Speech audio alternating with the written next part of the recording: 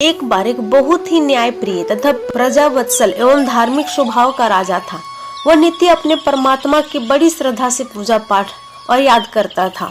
एक दिन परमात्मा ने प्रसन्न होकर उसे दर्शन दिया तथा कहा, राजन, मैं तुझसे बहुत प्रसन्न हूँ, बोलो तुम्हारी कोई इच्छा है।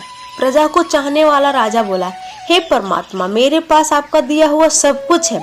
आपकी कृपा से राज्य में सब प्रकार की सुख शांति है। फिर भी मेरी इच्छा है कि जैसे आपने मुझे दर्शन दे करके धन्य किया है, वैसे ही मेरी सारी प्रजा को भी दर्शन दीजिए।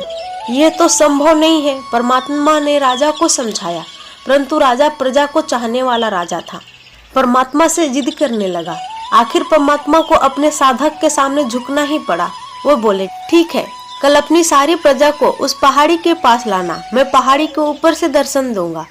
राजा अत्यंत प्रसन्न हुआ और परमात्मा को धन्यवाद दिया। अगले दिन सारे नगर में ढिंढोरे पिटवा दिए गए कि कल सभी पहाड़ी के नीचे मेरे साथ पहुँचे, वहाँ परमात्मा आप सबको दर्शन देंगे। दूसरे दिन राजा अपने समस्त प्रजा और परिवारजनों के साथ लेकर पहाड़ी की ओर चलने लगा। चलते चलते रास्ते में एक स्थान पर तांबे के सिक्कों का पहाड़ दिखा। प्रजा में से कुछ लोग उस ओर भागने लगे। तभी ज्ञानी राजा ने सबको सतर्क किया कि कोई उस ओर ध्यान ना दे, क्योंकि तुम सब परमात्मा से मिलने जा रहे हो। इन तांबे के सिक्कों के पीछे अपने भाग्य को लात मत मारो। परंतु लोभ लालच में बसीभूत लोग तांबे के सिक्कों वाली पहाड़ी की ओर भाग गए और सिक्कों की गठरी बनाकर अपने घर की ओर चलने लगे। एवं मन ही मन सोच रहे थे, पहले ये सिक्के को समेट ले, परमात्मा से तो फिर कभी मिल लेंगे। राजा खिन्न मन से आगे बढ़ गए। कुछ दूर चलने पर चांदी के सिक्कों की चमचमाता हुआ पहाड़ दिखाई दिया।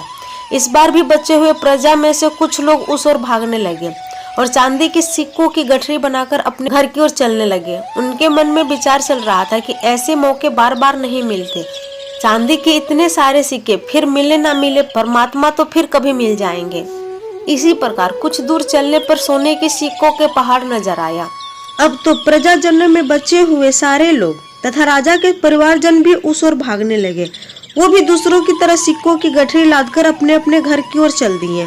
अब केवल राजा रानी शेष रह गए थे। राजा रानी से कहने लगे, देखो कितने लोभी हैं ये लोग, परमात्मा से मिलने का महत्व ही नहीं जानते हैं। परमात्मा के सामने सारी दुनिया की दौलत क्या चीज है। सही बात है, रानी ने राजा की बात में समर्थन किया और वो आगे बढ़ने लगे। कुछ दूर चलने पर राजा और रानी ने देखा कि सब तिरंगी आभा बिखेरता हीरो का पहाड़ है। अब तो रानी से भी रहा नहीं गया और हीरो के आकर्षण से वो भी दौड़ पड़ी और हीरो की गठरी बनाने लगी। फिर भी उसका मन नहीं भरा तो साड़ी के पल्लू में बांधने लगी।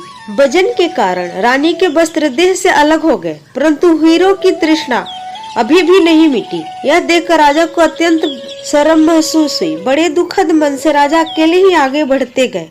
वहाँ सचमुच परमात्मा खड़े उनका इंतजार कर रहे थे।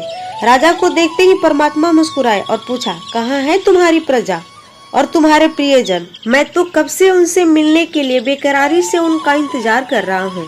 राजा ने शर्म से अपना सर झुका दिया। तब परमात्मा ने राजा को समझाया, राजन, जो लोग भौतिक और सांसारिक प्राप्ति को मुझसे अधिक मानते हैं, उन्हें कदाचित मेरी प्राप्ति नहीं होती और वो मेरे स्नेह तथा आशीर्वाद से वंचित रह जाते हैं। जो आत्माएं अपनी मन और बुद्धि से परमात्मा पर समर्पित रहते हैं और सभी संबंधों से प्यार करते हैं, वही परमात्मा को प्रिय बनते हैं। परमात्मा तक पहुंचने का रास्ता है योग, मन, वचन, क्रम और शरीर से शुद्ध होकर ज्ञान प्राप्त करना।